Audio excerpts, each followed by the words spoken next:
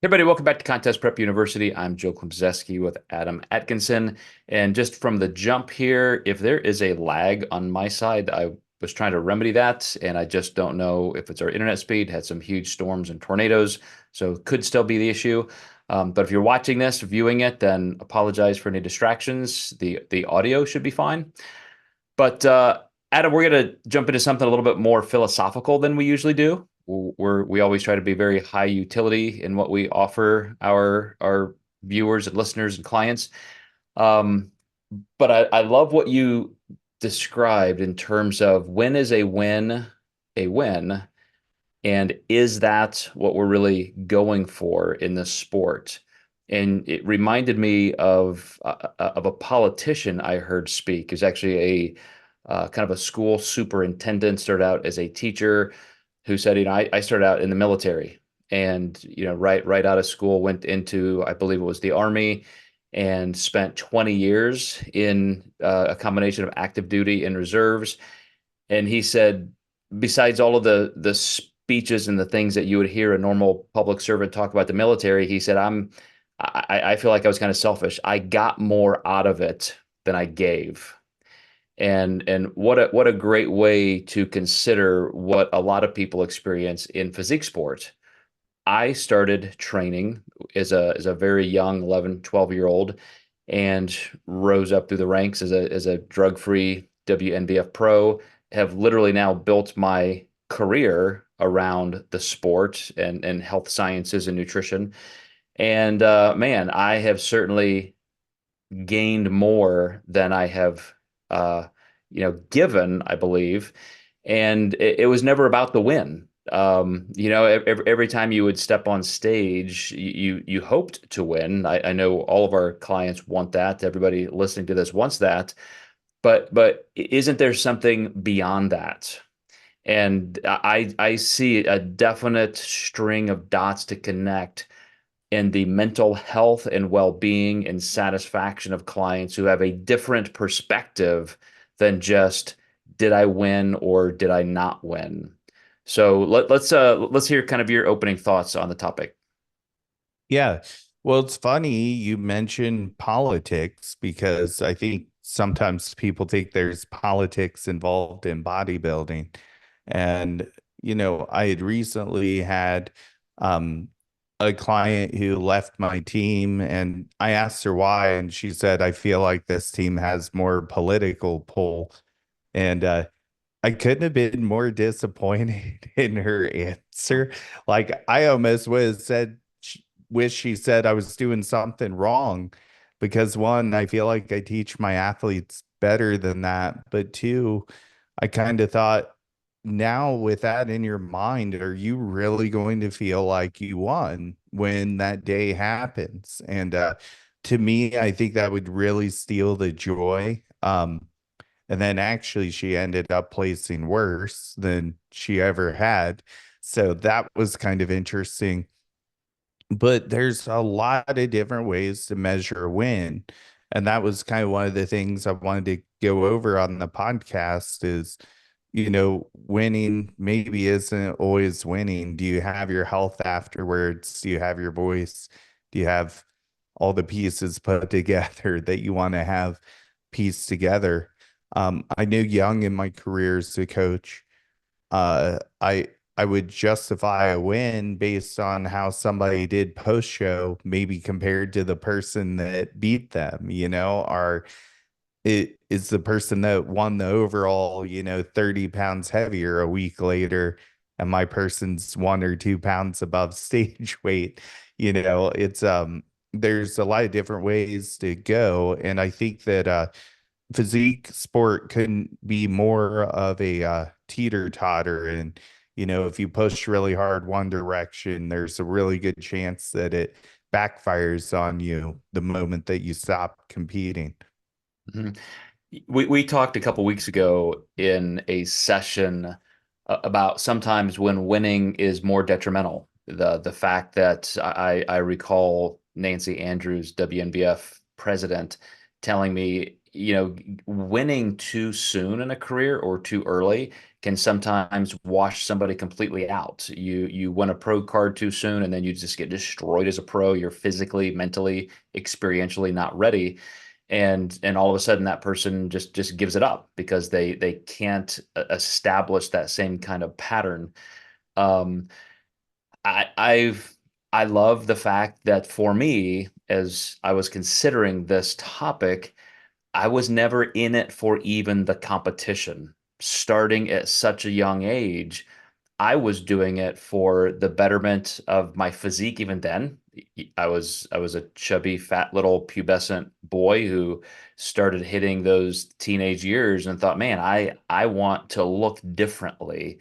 I also did it for sports. I was a baseball player. I played multiple sports, but that was the one I stuck with.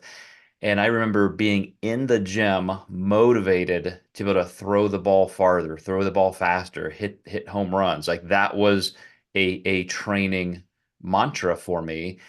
To this day, having not competed now for more than 15 years, my training isn't for that kind of a win, but yet here I am 40 plus years later, still enjoying training as much as I did way back then as a young boy.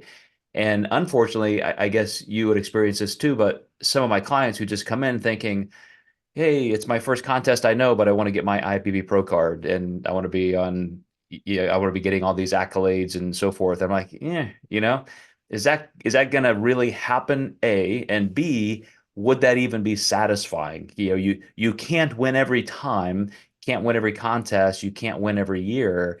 And so if that's what you're in it for, I think the road is going to be paved with a lot more disappointment than enjoyment. Yeah, yeah, absolutely.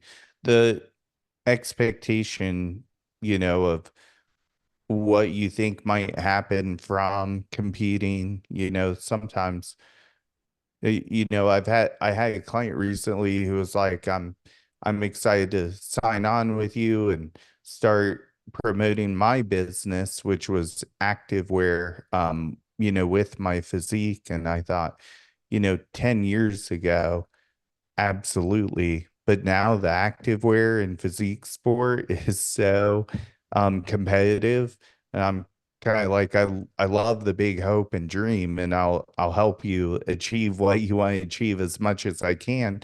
But from a business perspective, I mean, it's really saturated and really hard right now. And, I had to be honest with her about that. Like, just your physique alone, you're going to need a lot of manpower and probably a lot of other athletes that believe in you enough to wear your brand to sell it, because you alone is a one-man army. Well, I love what you said about the fact that you want to encourage the hope and the dream. You want to be there for that positivity and give people something to strive for. We all want that. You and I have experienced that both in our bodybuilding careers and professional careers. But we're also in a time right now where the Olympics are happening, and there's a great illustration, perhaps, or comparison to physique sport in that the higher profile sports, there seems to be more pressure. If there is more monetary incentive, if you win at this level, if you get to this level, if you do this, you get all kinds of endorsements. Maybe there is a professional extension to your sport. But think about the people playing, professional ping pong, or I was watching archery last night. And I mean, unbelievable. I mean, imagine shooting an arrow 100 yards and hitting an inch and a half bullseye, which they were doing. Like, holy shit. Like, what skill. But have you ever heard any of those names? Are those people going to make careers doing that?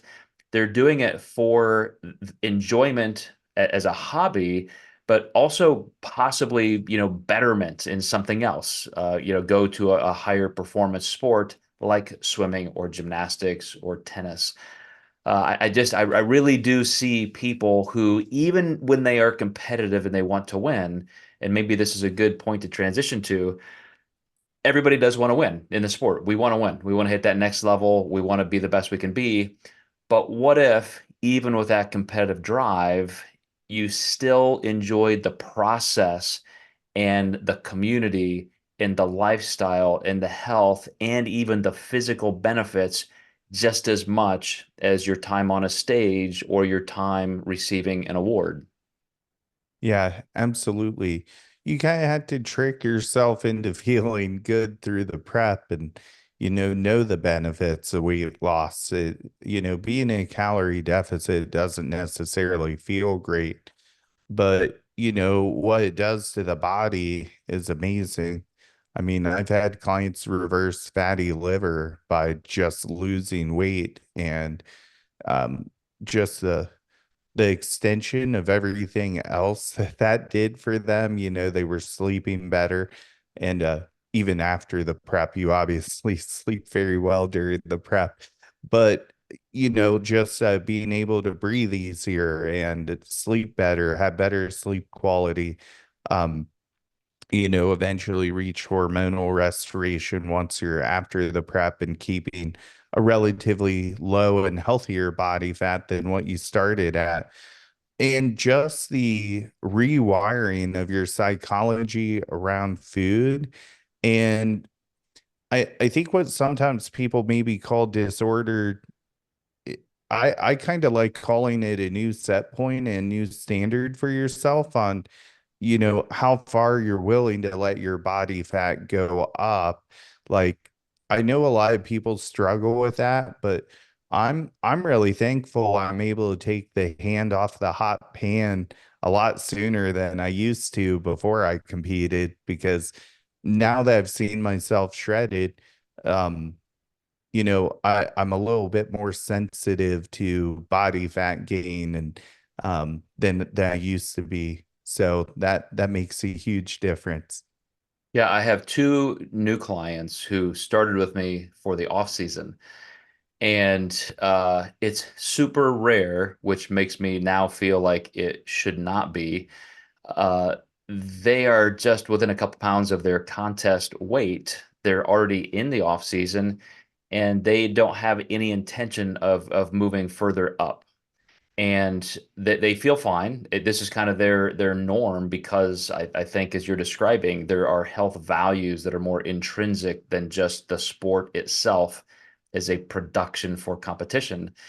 And so we're having these discussions of, well, can we push food a little higher to get an anabolic response, make sure we're maximizing your response to training, but still not encourage any body fat gain whatsoever. And so we're doing that. And they don't even really have necessarily a bad, distraction or repulsion from gaining any body fat.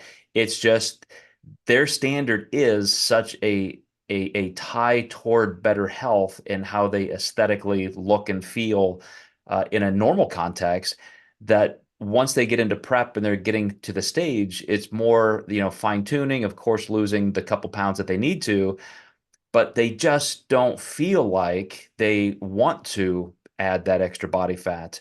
One more quick story like that is a competitor who just completed his first contest season, and so it's all new to him as well. And he had kind of bought into some of the myths that, well, you have to gain all kinds of body fat. He was prepared to gain 25 or 30 pounds. And I was sharing with him some of the newer research that shows that's not only not necessary, it can actually be detrimental to you bringing more muscle to the stage next year or in 2 years. And so he was happy to hear that. He's like, wow, I don't have to gain all that body fat. That's great to hear. I didn't necessarily want that. Um, I know a lot of people, just body type differences and the struggles we may bring into the sport with our genetics don't make that easy.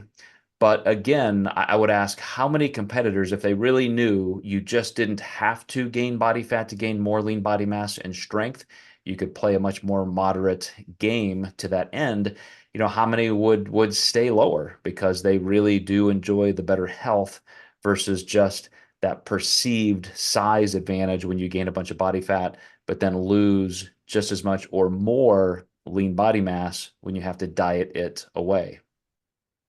Yeah, absolutely. So if you have a competitor in front of you right now who doesn't necessarily struggle with body fat, gain and so forth, and they want to be very much more moderate. How do you describe, or how would you entertain the idea of the conversation? This is way more than just a win. What if you never win? What if you are a novice competitor, not even an open, just state level novice competitor, and you never even won a single class? Can you walk away in 5 or 10 or 30 years saying that was still worth my while? I enjoyed that. Or somebody who, is just clawing away. They're going to junior nationals, nationals, North Americans, and they're just trying so hard to win. And they're good, but they just might never get that pro card. Do you ever discuss that with clients and kind of check their mentality on if this is still an enjoyable endeavor? Yeah, I mean, you can usually see it in the check-in process if they're just hating every aspect of it. And I think a lot of times you get clues on if life is kind of falling apart too, like at home.